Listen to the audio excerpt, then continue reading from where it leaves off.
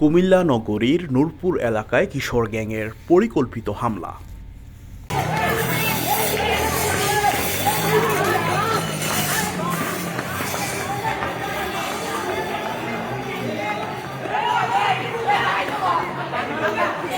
কুমিল্লা নগরীর নূরপুর এলাকায় কিশোর গ্যাংয়ের পরিকল্পিত হামলার ঘটনায় বাড়িঘর ও দোকানপাট ভাঙচুর করা হয়। উক্ত হামলায় আহত হয়েছেন অন্তত ৩ জন। হামলায় আহতরা হলেন মোহাম্মদ বিল্লাল হোসেন, মোহাম্মদ জসিম মিয়া ও মোহাম্মদ হেলাল হোসেন।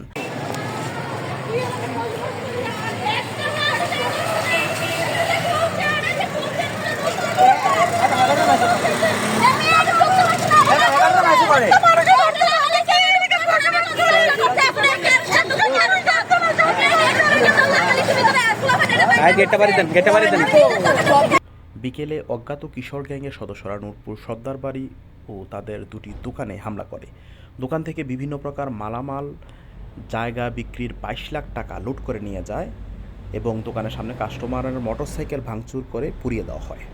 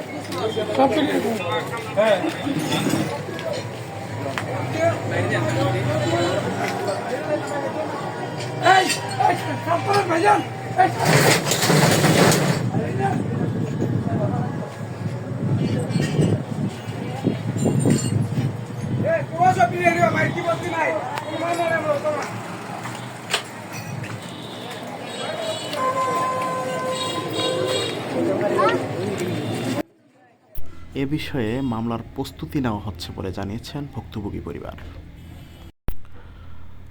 নাজমুল ইসলাম মাসুদ, গোমতী 24, কুমিল্লা।